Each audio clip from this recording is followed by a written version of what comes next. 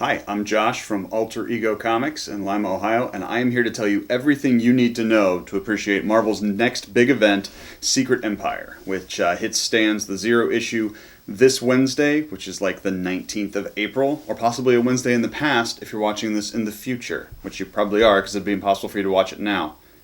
Neither here nor there. Here's what you need to know. Before I start, two caveats. The first is, I've read the Zero issue of Secret Empire, but obviously I haven't read the rest of the series yet, so there may be things you need to know that I don't know about yet. But this is everything I'm aware of that will help you understand the Secret Empire crossover. Secondly, you shouldn't watch this video, you should go read the issues because it's an amazing story. Imagine, if you will, the year is 1999, May. You're in a darkened theater waiting for the beginning of Star Wars Episode 1. Suddenly, Sam Jackson is on the screen. He steps towards the Emperor. Oh crap, Sam Jackson's got a lightsaber. And then, out of the shadows, steps Anakin Skywalker, Jedi of light and goodness, who strikes down Mace Windu and joins the Emperor's side. Then the movies continue through a trilogy, following the evolution of this hero falling into deeper and darkness, slaughtering younglings, and culminating in the fight in Episode 3. All the while interwoven with stories telling the backstory. Young Anakin, the things that molded and shaped him and turned him into a man who could be both a hero and a monster. And finally, he has to fight, at the end of Episode 3, his brother in arms, his dearest friend, Obi-Wan Kenobi. Even though he loves him, he has to potentially kill him. That's the prequel trilogy we wanted, and that's the story you get in Steve Rogers' Captain America. It is one of the best, most cohesive, enjoyable stories I've ever read in comics, and you should read it rather than watching this video. Alright, you're still here. I didn't think that was going to work, but you're here, so I will tell you what you need to know. The kickoff for all this begins several years ago, loosely, during the Rick Remender run on Captain America, which started with the Dimension Z stuff. In Dimension Z, Sharon and Steve spend a lot of years, like over a decade, in another dimension where time moves differently. So Sharon Carter is older. She's looking closer to her real age, actually, because she's got to be at least 50 or 60, depending on how much of a niece she is to Peggy Carter and how those ages broke up. And then later in the Remender run, just after Dimension Z, actually, Iron Nail, and through various machinations, neutralized the super soldier serum in Steve's blood, meaning he was his actual age, which is like 100 and change. So Steve Rogers was a frail old man, and at the end of that run and the beginning of a new run, he passed on the shield to Sam Wilson, the Falcon, who became Sam Wilson, Captain America. Now, Sam Wilson, Captain America was the first issue of the Captain America stuff written by Nick Spencer. Spencer is probably best known in indie circles for his magnum opus, Morning Glories. This is a very complex story about a boarding school that's maybe a secret farm program for crazy who knows what. There's betrayals and twists and turns, and you don't know who to trust, and you don't know who can do what, and everybody's after everybody, and it's brilliant and long-running. It's compared to Lost a lot of times for its awesomeness and also its complexity of story. But I actually really like him from his more humorous work. His work on Superior Foes of Spider-Man is probably the best humorous Marvel book ever written. It's basically a Coen Brothers movie featuring Spider-Man's rogues gallery. Everyone makes poor decisions, and everything spirals further and further out of control and into chaos, and it's awesome. He also did the Ant-Man series coming out of the Ant-Man movie, Ant-Man and then Astonishing Ant-Man respectively, which were both very humorous, very in the tone of the movie, and really well put together comics. So after getting Sam Wilson, we get Nick Spencer's take on Captain America, and we're in year 3 now, I think, or year 2.5 of his run on this stuff, and it's really, really great.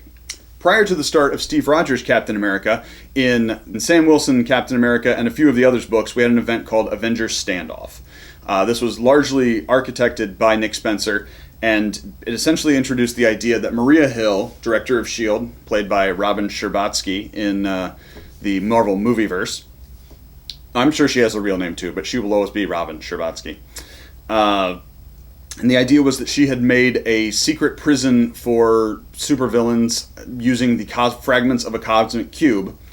And basically it rewrote their personalities and made them live in like this very kind of 50s era charming town. That did not go well. And it all kind of went to hell. The supervillains got free. And in the process of doing this, Spencer introduced Eric Selvig to the Marvel Universe. Eric Selvig is, of course, known best from his appearances in the Thor movies and the Avengers movie as a scientist studying the Cosmic Cube. But this is the first time we see him in the actual universe as a comic character. And his job here is to nurture the Cosmic Cube. They've essentially formed fragments of 3 different Cosmic Cubes into one Cosmic Cube, which has become partially sentient. And named Kobik. It's taken on the personality of a little girl, and just like all little girls, it has to be indulged, otherwise it may throw a tantrum, and it's bad to have a tantrum when you can alter reality at will. So in the ensuing madness, as the Avengers find out what Hill has done in Pleasant Hill, and as the supervillains recover their identities and break free, the Baron Zemo and the Red Skull work it so that Kobik comes into contact with Captain America, and she rewrites his history, or his perception of history, making him young again, and also making him a member of Hydra. Now, this is one of the really interesting parts of the story, and one of the ways that I thought exemplifies Spencer's ability, because it's not just she snaps her fingers and changes it. She actually rewrites who he is. She doesn't change any of the fundamental principles of Captain America or any of his personality traits, because presumably that would be harder than just shaping the world around him a little bit more when he was young to funnel him into a different endpoint. So aside from Kobik and Steve being de-aged and being hydratized, 2 big legacies come out of Avengers Standoff, Pleasant Hill. The first is that as part of the plan to get things under control and kind of beat back the villains who are rising up, Steve gives the quantum bands, traditionally the weapon of Quasar, to a high-level S.H.I.E.L.D. agent named Avril Kincaid. So this marks the return of Quasar to the Marvel Universe, and throughout the other stories as it continues, we see Steve guiding and training her and helping her learn to use these powers and become Quasar and become a respectable hero. The other thing is this whole Cosmic Cube secret prison for supervillains thing is sort of exposed, and the heroes are kind of drug into it by an unknown hacker who is revealed to be Rick Jones. That's right, the original superhero sidekick, the guy who's responsible for Bruce Banner being the Hulk, and who was briefly Bucky in the 70s, might have been 60s. Rick Jones, who's responsible for the Avengers coming together. It was his cross-country radio CB group that alerted the heroes that they needed to assemble in the original Avengers first story.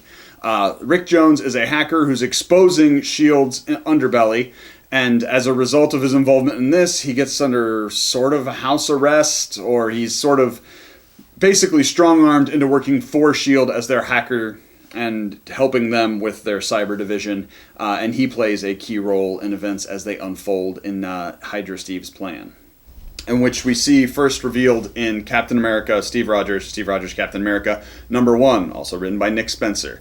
And this kicks off that epic story. It ends with the famous panel, the panel heard around the internet, where Steve Rogers says, "Hail Hydra." And it continues showing both his progressing plan in the present, as well as the things that shaped him in the past prior to World War II, and him being a boy growing up through into the early days of the Super Soldier program, and how he became this agent of Hydra and what it means.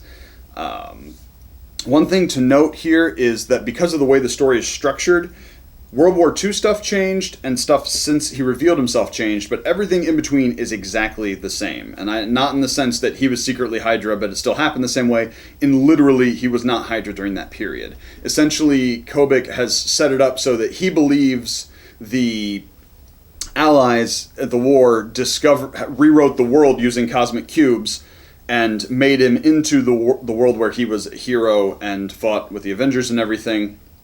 So he lived that whole period from his point of view, dormant within the version of Captain America that's heroic that we've classically known. So all of your Marvel era Captain America stuff is still exactly the same. None of it's changed. He only realized that the things had been changed when Kobik revealed it and de-aged him in Avengers Standoff. And this is also cool because it means that really the only thing that changed is stuff that was pretty fluid anyway. Golden Age Marvel stuff is pretty much rewritten on a whim these days, and has been for the past several decades. So Steve progresses through in Captain America Civil War, and as a result of the events in Pleasant Hill, Maria Hill's leadership ability is questioned, and throughout the course of the first couple of volumes of Captain America Steve Rogers, she is sort of put on probation and then put on trial to see if she is fit to remain leader of S.H.I.E.L.D. This is also running kind of concurrently with Marvel's big event at the time, which is Civil War II. And Civil War II plays into this in two interesting ways. The first is, if you read the Steve Rogers stuff alongside the Civil War II stuff, you kind of see the way that this Hydra Eyes Steve is poking the world and prodding it and getting the heroes to fight each other as a way of drawing attention away from his schemes. So he's sort of subtly manipulating everyone into fighting, and it's awesome. It actually made the main Civil War books much more interesting. It made them much more sense because you could see someone who had his knowledge and his abilities could do those things. He could set up so that the heroes were fighting the heroes. If you haven't read Civil War II, one of the other big things that was going on in there is Ulysses, one of the Inhumans, had the ability to see visions of the future. And that was what the primary fight was. Carol Danvers wanted to use that information to stop crimes before they happen. Tony Stark said that sort of violates causality and free will, and you can't put someone in jail for a crime they haven't committed yet. But one of the visions that plays out that many people experienced is Miles Morales' Spider-Man standing over the body of Steve Rogers, Captain America, on the caps of the steps of the Capitol as if he had killed them.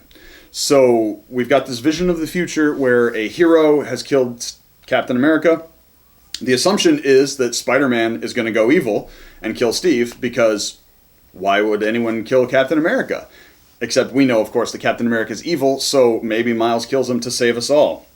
And in the Steve issues, we actually see a slightly altered version, or maybe a wider version of that vision, which shows us that flying over the Capitol is the Hydra flag, meaning this is the world where Steve has essentially won and Hydra has taken over the country.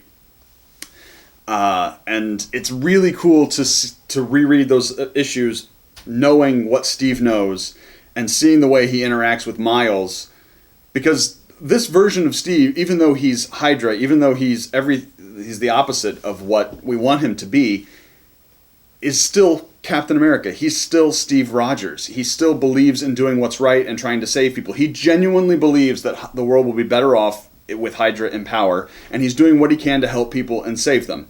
He's using some pretty questionable means, but he's doing it. And the pieces of his plan that go into effect following that are multifaceted and spread throughout a couple different Marvel books, but primarily in Steve Rogers' Captain America. The biggest one you need to worry about that's not Steve Rogers' Captain America is in the Civil War II follow-up one-shot, The Oath, written by Nick Spencer. Duh. This is sort of a follow-up on the events to see where everyone is after Civil War, and this is the point where, because of Civil War II, because of Pleasant Hill, Maria Hill is taken out, and Steve Rogers is placed in charge of S.H.I.E.L.D. And that is obviously a key point in his plan to take this bitch over. Also woven throughout the Steve Rogers Captain America books, we see, primarily in the flashbacks, we see different Hydra personalities that he's interacted with and his relationship to them. And obviously, if Hydra does take over, they will play a key part in the new leadership of Hydra. Characters like the Kraken and Dr. Faustus and Armin Zola and Gorgon and that shit, Viper, who is sometimes Madam Hydra, depending on what day it is. Spencer also seems to have taken it upon himself to bring the Marvel movieverse into the Marvel Comics verse. In addition to bringing in Selvig in Avengers Standoff, we also get the country Sokovia, which is the birthplace of Pietro and Wanda Maximoff in the Marvel movieverse. We get that sucked into the universe. They're Eastern Bloc country. They've got a civil war going on. Bad things are happening, and Hydra is going to take advantage of that. We've also got, they were actually first brought back in Nova, the Nova series last year, a year and a half ago, the Chitauri, which were the big alien species in the first universe, or in the first Avengers movie. Now, the Chitauri themselves have actually previously appeared in the Ultimates books, but that's not the main Marvel universe, and this version's a little different. Those Chitauri were like a subrace or a type of Skrull. These Chitauri have no connection to the Skrulls and are definitely less smart and more kind of animalistic, swarmy. But Carol Danvers, Captain Marvel, in part of her role with Alpha Flight and Protector of Earth, has seen that there's a Chitauri wave coming, and it's big. It's bigger than the Annihilation Wave. If you don't know what the Annihilation Wave is, you should totally read Abnett and Landing's awesome Marvel Space books from a few years ago. But it's a whole bunch of things, bad stuff, Annihilus. So they're coming towards Earth. It's just a matter of time before they get here. So Steve manipulates Maria Hill into discovering a secret project amongst S.H.I.E.L.D. to build a planetary defense shell around the planet. And knowing the position she's in, he knows that Maria will take that shield, take it to the advisory council, and pitch to have it built. And this is going to play into his overall plan to basically screw everyone. So those are all the pieces you need to know to read Secret Empire Zero. Sokovia is in revolution. The Chitauri wave is coming. Maria Hill has manipulated people using a cosmic cube, and supervillains were not real thrilled about being manipulated, and Steve Rogers is Hydra and has been forever, sort of. You could also read, if you really want to know if you really want to see the connective tissue, you can also check out the Thunderbolts book. It's a lot of fun from Jim Zub, but it follows Kobik from where she leaves the story in Pleasant Hill through a team-up with Bucky and some of the supervillains who were freed from Pleasant Hill. And because Bucky is one of Steve's friends, and because Kobik plays, obviously, the manipulation of the Cosmic Cube plays a key role in the story, they do sort of interweave in certain points, culminating in the last issue of Thunderbolts, which will be the 19th as well as the last issue, 16, of Captain America, and then, of course, the big Secret Empire Zero. But that's what you need to know to appreciate Secret Empire Zero. I've read it. It is awesome. It is going to be epic, and it is going to be, hopefully, the best Marvel event in a long time. So check it out. If you like this video, if you like to be up on what's happening in the world of comics, you can always check out our weekly videos where we tell you the best of comics that have come out for the week. You can also join our private Facebook group where we talk about comics that are awesome. That's linked below in the show notes. Take care and enjoy comics that are awesome.